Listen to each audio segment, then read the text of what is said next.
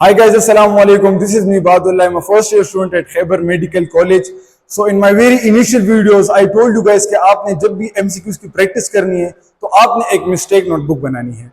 So most of you guys were messaging me कि sir हमने अपनी तैयारी कंप्लीट कर ली है, रिवीजन बाकी है. So kindly share your MDCAT mistake notebook with us ताकि आपसे जो गलतियां हुई हैं वो हम भी अपने तैयारी में इनकॉर्पोरेट कर लें.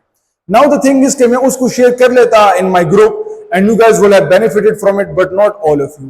आप में से काफी ऐसे बच्चे हैं जिन्होंने अभी तक अपने सेकेंड ईयर का कोर्स कंप्लीट नहीं किया है, जिन्होंने अभी तक अपनी रिवीजन कंप्लीट नहीं किया, जिन्होंने अभी तक वो सही से एक हफ्ते में जो पूरा कोर्स रिवाइज करना होता है वो नहीं किया हुआ होता. So for them it will be very much difficult कि वो मेरे जो मिस्टेक नोटबुक है उसको इफेक्टिवली इस्तेमाल करें. So that's why I wanted to discuss it here, ताकि जिनको प्रॉब्लम भी हो तो वो इसको आसानी से कर लें, और अगर जिनको प्रॉब्लम ना भी हो स्टिल आई एम श्योर कि आप लोगों के साथ कुछ ना कुछ नया सीखने को जरूर मिलेगा. So today what we are gonna do is हम केमिस्ट्री के सेकंड ईयर के एमसीक्यूज को सॉल्व करेंगे जहां पर मुझसे गलतियां हुई थी. So let's start. The PDF link is in the description, so do download it और उसको अपने साथ टेली करें. यहां पर मैं इसको सॉल्व करता जाऊंगा ताकि आप लोगों के लिए आसानी हो. अच्छा, the first MCQ is which substance is of the highest ionization energy value. अच्छा, हमारे पास है आयनाइजेशन एनर्जी किसकी ज्यादा है. ऑप्शंस है हमारे पास, एल्यूमिनियम है, बी है Na, सी है Mg, राइट, डी है सिलिकॉन. ओके गाइस, तो ये हमारे पास चार ऑप्शंस है. अब यहां पर हमने पढ़ा है कि आयनाइजेशन एनर्जी हमारे पास अलोंग द पीरियड इंक्रीज होती है. ग्रुप 1 हमारे पास इंक्रीज है ग्रुप 2 का ज्यादा है ग्रुप 1 से, फिर ग्रुप 3 का ज्यादा है ग्रुप 2 से, फिर ग्रुप 4 का ज्यादा है ग्रुप 6 से. ओके, एंड ग्रुप 5 का ज्यादा है फिर ग्रुप 4 से. बट ये आपने 9-10 में पढ़ा था, आपने एफएससी में पढ़ा था. ये नाउ एमडीकैट क्या कहता है. एमडीकैट कहता है कि आपने ड्यूरिंग द आयनाइजेशन एनर्जी आपने इस बात को ख्याल रखना है कि हमारे पास जो पार्शियली फील्ड सबशेल है, partially filled subshell, it is way more less stable than half filled subshell, और half filled subshell is way more less stable than fully filled subshell. Okay, ये हमें एमडीकैट बताता है.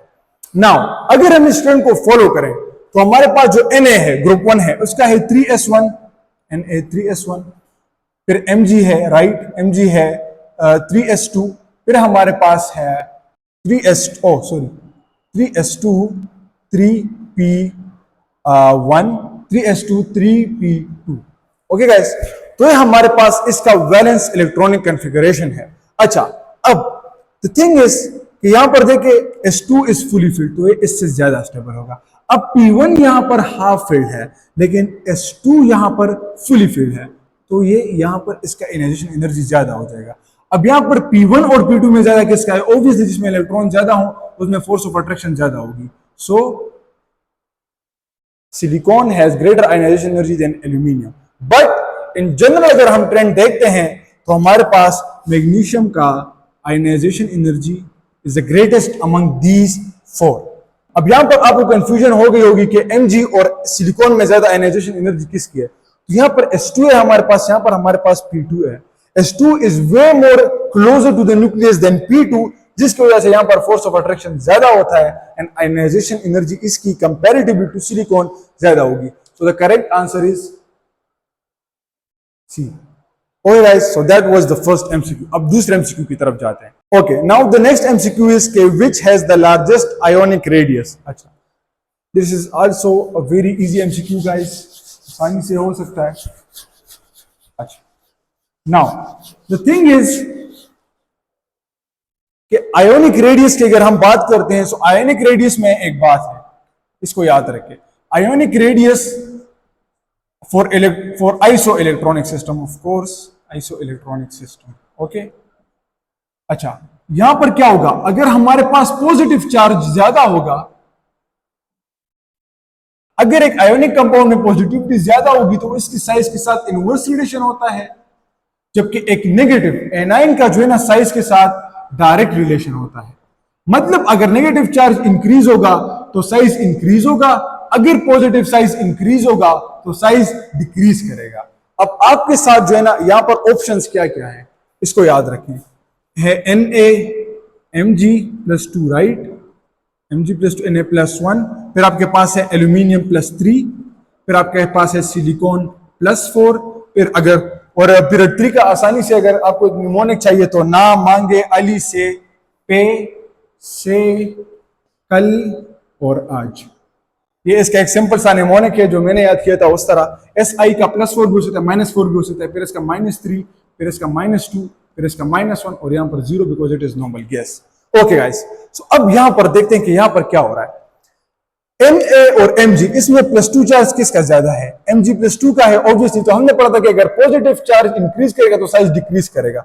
अब यहां से यहां तक सिलिकॉन +4 तक और यहां से पॉजिटिव चार्ज इंक्रीज करे तो size will be decreased, size decrease करेगा। अच्छा, ये तो हो गया। अब यहां से सिलिकॉन -4 से लेकर P-3, -2, -1, यहां पर जो है ना नेगेटिव चार्ज डिक्रीज कर रहा है। नेगेटिव चार्ज का साइज के साथ डायरेक्ट रिलेशन है तो साइज यहां पर भी डिक्रीज करेगा। अब यहां पर ये लोग आपसे क्या मांग रहे कि Na, Mg, P-3 और S-2 में सबसे ग्रेटर चार्ज, सबसे ग्रेटर आयोनिक रेडियस किसका होगा? सो Na और Mg2 में, इसमें तो Mg का है ऑब्वियसली, बट अब यहां पर एक बात है, Mg और Na को आप यहां पर डायरेक्टली एक्सक्लूड कर दें। व्हाई? बिकॉज Na और Mg में हमारे पास जब इलेक्ट्रॉन लूज होता है एक शेल पूरा डिक्रीज कर जाता है, सो ऑब्वियसली हमारे पास जो आयोनिक रेडियस है वो कम हो जाएगा। अब P-3 और S-2 में किसका ज्यादा होगा? अब P-3 और S-2 में उसका ज्यादा होगा जिस पर नेगेटिव चार्ज ज्यादा होगा। सो P-3 is the correct answer. Okay guys, अब हमारे पास जो तीसरा एमसीक्यू है दैट इज कि which of the following chlorides have the greatest melting point. अब मेल्टिंग पॉइंट जो है ना हमारे पास, melting point is directly proportional to ionic character and it is melting point is inversely proportional to molecular character या covalent character जितना ज्यादा, बल्कि यहां पर मेजरली हम बात करेंगे मोलिक्यूलर कैरेक्टर की। And also melting point is directly proportional to electrostatic force of attraction. अच्छा, अब अगर मोलिक्यूलर की, आयोनिक और मोलिक्यूलर की हम बात करें, सो अलोंग द पीरियड हमें पता है कि आयोनिक नेचर डिक्रीज होता है। फॉर एग्जांपल ये दोनों आयोनिक है, फिर ये थोड़े से मोलिक्यूलर नेचर शो करते हैं। अब Mg और Na में हम डिसाइड करेंगे कि हमारे पास Mg ज्यादा मेटालिक पॉइंट देगा कि Mg ज्यादा मेल्टिंग पॉइंट देगा कि Na ज्यादा देगा। नाउ फजान रूल में हमने पढ़ा था कि अगर एक केटाइन है, राइट, अगर उसका साइज डिक्रीज होता है तो उसकी पोलराइजिंग एबिलिटी बढ़ती है, मतलब उसका मोलिक्यूलर नेचर बढ़ता है। फजान रूल में हमने पढ़ा था, स्टेटमेंट आप रिकॉल कर सकते हैं, आपके बुक में होगा। लेकिन अगर Mg का साइज छोटा है तो फजान रूल के मुताबिक वो ज्यादा मोलिक्यूलर नेचर देगा as comparative to NaCl। So Na का मेल्टिंग पॉइंट सबसे हाईएस्ट होगा, NaCl का सबसे हाईएस्ट होगा। Okay, now the next statement is कि which of the following statements is true. अच्छा, इसमें सही कौन सा है? सो नाउ अगर आप यहां पर थोड़ा नोटिस करेंगे, so all of these MCQs are related to alkali metals, group 1 के मेटल्स को। अच्छा, द फर्स्ट वन इज कि caesium is more hydrated than other group members. अच्छा, this is false basically because hydration energy is directly proportional to charge divide by size, और हम इसे कह सकते हैं charge density, right, charge density. अब charge तो सेम होता है एक ग्रुप में, +1 +1 +1, तो साइज का इनवर्सली प्रोपोर्शनल है। अब सीजियम की वजह उन्होंने फ्रांसियम इसलिए लिखा है बिकॉज फ्रांसियम जो है ना बहुत ही ज्यादा अनस्टेबल होता है और उसका हाफ लाइफ 22 मिनट्स का होता है, तो उसमें आप इसको ज्यादा स्टडी नहीं कर सकते। सो सीजियम का जो है ना, अलबत्ता सीजियम का सबसे कम होगा बिकॉज इसका साइज सबसे बड़ा है, राइट, तो ये statement is false. The second one is among alkali metals only Li form nitrides. Yes, true. That is book statement, of course. Li is more soft among all the group members. No, Na is more soft. Na is softer. अच्छा, तो ये भी false हो गया। K is denser than Na. No, because K में आपके पास एक d orbital हो जाता है और d ऑर्बिटल की वजह से एटॉमिक वॉल्यूम काफी बढ़ जाता है। एटॉमिक वॉल्यूम काफी बढ़ जाता है, और डेंसिटी और वॉल्यूम का इनवर्स रिलेशन है, तो अगर वॉल्यूम बढ़ जाएगा तो डेंसिटी हमारे पास कम हो जाएगी। Now let's move towards the next MCQ. यहां पर करेक्ट आंसर है B. Okay, now the next MCQ is कि which of the following elements produce a mixture of oxides? Oxides are basically oxygen containing compound। अच्छा, अब caesium, magnesium, lithium और barium आपकी book में भी क्लियर गिवन है कि सीजियम हमारे पास it is too much reactive and it forms caesium super oxide, जो कि हमारे पास है O2, राइट, -1 और यहां पर +1 हो जाता है। सुपर ऑक्साइड में ऑक्सीजन का ऑक्सीडेशन स्टेट होता है -1/2। अच्छा, ये याद रखें इन सुपर ऑक्साइड। ओके, मैग्नीशियम हमारे पास बनाता है मैग्नीशियम ऑक्साइड, सिंपल, यहां पर -2 +2 जाता है। लिथियम भी हमारे पास ऑक्साइड बनाता है, सो लिथियम ऑक्साइड +2 -2, राइट। अब बेरियम जो है ना हमारे पास बनाता है BaO एंड BaO2, यहां पर ये -1 शो कर, सो -1 -2 और यहां पर हमारे पास हो जाता है +2। ये है हमारे पास पर ऑक्साइड। पर ऑक्साइड में ऑक्सीडेशन स्टेट क्या होता है? ऑक्सीडेशन स्टेट होता है -1। ओके गाइस, सो -1 +2 के साथ कैंसिल हो जाता है। यहां पर अगर आपकी आसानी के लिए मैं -2 ही लिख देता हूं। Okay guys, so that is हमारे पास सीजियम जो है ना सिंपल सुपर ऑक्साइड देता है, मैग्नीशियम हमारे पास ऑक्साइड देता है, लिथियम हमारे पास ऑक्साइड देता है, लेकिन बेरियम हमारे पास दोनों देता है, BaO भी देता है और बेरियम पर ऑक्साइड भी देता है under different conditions of course, और वो कंडीशन आपके बुक में लिखे हुए हैं। So I will just suggest you again कि आपने बुक को लाजमी से जो ना सही से पढ़ना है। एमसीक्यूज आप जितने भी प्रैक्टिस करें, अगर आपने बुक की रीडिंग सही नहीं की होगी तो आपके लिए डिफिकल्टीज होंगी। Now let's move towards the next MCQ. Okay guys, so now the next MCQ is which of the following compounds produce a mixture of products? अच्छा, अब isomeric products of course। अब HNO3 में हमारे पास जो electrophile है वो है NO2, जो हमारे पास नाइट्रोनियम आयन है, राइट। CH3CO में हमारे पास CH3CO हमारे पास है acylium ion, that is the nucleophile, electrophile sorry, and यहां पर हमारे पास है मीथाइल, वो है हमारे पास इलेक्ट्रोफाइल। अच्छा, नाइट्रोनियम आयन एक है हमारे पास इलेक्ट्रोफाइल, दूसरा हमारे पास एसिलियम आयन और तीसरा हमारे पास है CH3। अब नाइट्रोनियम का हमने पढ़ा था कि it is meta directing. Acylium ion ये हमने किधर पढ़ा था? फ्रीडल-क्राफ्ट एसाइलेशन में, तो ये था मेटा डायरेक्टिंग, राइट। अब CH3 हमने पढ़ा था फ्रीडल-क्राफ्ट एल्काइलेशन में, और ये था हमारे पास ऑर्थो पैरा डायरेक्टिंग। सो ये हमारे पास ऑर्थो भी देगा और पैरा भी देगा in presence of AlCl3 catalyst. CH3Cl हमारे पास रीड करता है AlCl3 के प्रेजेंस में, और HNO3 हमारे पास रीड करता है H2SO4 के प्रेजेंस में। बट यहां पर हमसे क्या मांग रहे हैं कि मिक्सचर कौन सा देगा? So mixture will be given by CH3Cl. That is the answer of this, guys. Now let's move towards the next MCQ. Okay guys, now the next MCQ is the mixture of sodium hydroxide and KMnO4 is used for obviously the presence of double bond. That is easy. KMnO4 का अपना colour purple होता है, but जब वो double bond में add हो जाता है एक ऐसे कंपाउंड में जिसमें डबल बॉन्ड हो तो उसका अपना कलर लॉस हो जाता है and it becomes colorless. So that is a simple test for the presence of double bond. Now let's move towards the next MCQ. Now the next MCQ is which of the following is the least reactive for electrophilic nitration? अच्छा, electrophilic nitration के सबसे least इसमें कौन सा होगा? सो toluene हमारे पास क्या होता है? एक बेंजीन होती है और उसके साथ CH3 हो जाता है, राइट। अब बेंजोइक एसिड का स्ट्रक्चर हमारे पास कुछ इस तरह होता है, C double bonded O into O, right, OH। Aniline का हमारे पास हो सकता है NH into NH2, और फिनोल का हमारे पास हो सकता है OH, राइट। अब ये हमारे पास इनके स्ट्रक्चर हो गए। अब यहां पर हमने क्या पढ़ा था बुक में कि हमारे पास जो टोलिन है it is ortho para directing, benzoic acid is meta directing, ये हमारे पास NH2 is basically ortho para directing and this is again ortho para directing. अब हमने पढ़ा था कि हमारे पास जो मेटा डायरेक्टिंग होते हैं वो एक इलेक्ट्रॉन के रिंग को या बेंजीन रिंग को वो डीएक्टिवेट कर लेते हैं। डीएक्टिवेट इस सेंस में कर लेते हैं कि वो इलेक्ट्रॉन्स को अपनी तरफ खींच लेते हैं, देयरफॉर इसकी रिएक्टिविटी कम हो जाती है। So this will be the least reactive because यहाँ पर बेंजोइक एसिड है और ये एक सब्स्टिट्यूएंट इफेक्ट है ना, बेसिकली बेंजोइक एसिड यहाँ पर ये सब्स्टिट्यूएंट है और ये इलेक्ट्रोफिलिक नाइट्रेशन के लिए इसकी रिएक्टिविटी को कम कर देगा।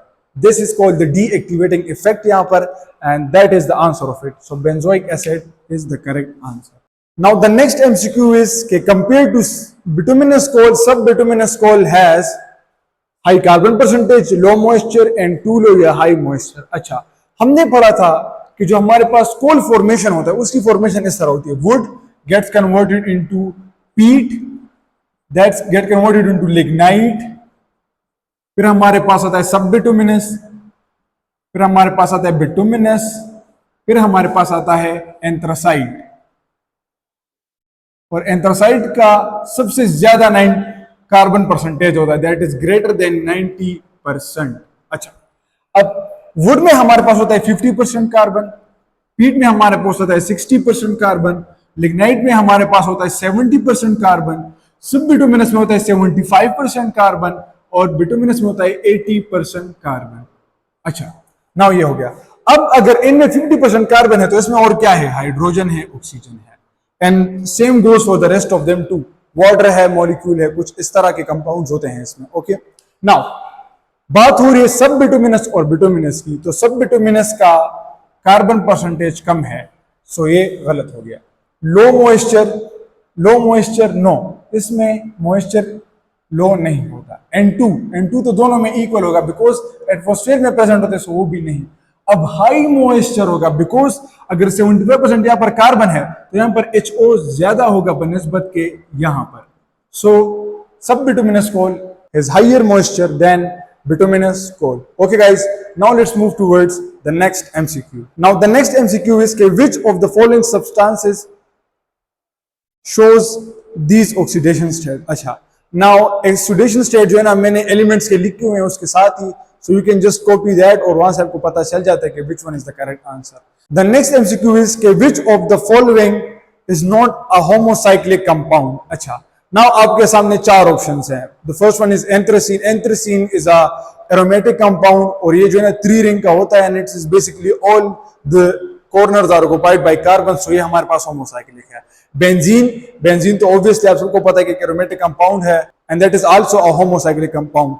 The third number is pyrrole. अब pyrrole जो है ना हमारे पास 5-sided ring होता है, 5-sided ring, और इसमें जो यहाँ पर कॉर्नर होता है it is occupied by nitrogen. So that is basically pyrrole. Pyrrole is not homocyclic. अलबत्ता ये aromatic है, but it is not a homocyclic compound. And the next one is cyclohexane. तो obviously उसमें हमारे पास जो है ना कार्बन ही होंगे, and that is also a homocyclic compound. अब अक्सर हमारे पास ये होता है कि नाइट्रोजन अगर 6 रिंग आ जाए, 6 मेंबर्ड रिंग आ जाए, राइट, इस तरह, फिर इसको हम क्या कहेंगे? यप, एग्जैक्टली, इसको हम कहेंगे पायरिडीन। ये जनरली आपके जनरल इंफॉर्मेशन के लिए था, सो याद रहे आप। और पायरोल आपको पता है ये किधर होता है? हीमोग्लोबिन में, और अगर मैं गलत ना हूं शायद ये हमारे पास होता है क्लोरोफिल में भी। So pyrrole will be the correct answer. Now let's move towards the next MCQ. Guys, शायद MCQ ज्यादा हो गए for this video, and इंशाल्लाह जो बाकी के MCQs है वो मैं अपलोड करूंगा in the next part. And do complete this series guys because I insist on you कि आप इसे देखें because it will help you in the longer run of MDCAT. And इंशाल्लाह after MDCAT, जब आप अपना MDCAT देंगे या आप अपने MDCAT की तरफ जा रहे होंगे, you will be so confident कि अल्हम्दुलिल्लाह I have practice my mistakes as well as the mistake that were done by a former student जिन्होंने फिर MDCAT को क्रैक कर लिया। So inshallah it will help you guys. Till then, keep watching, keep working, stay strong. Allah Hafiz.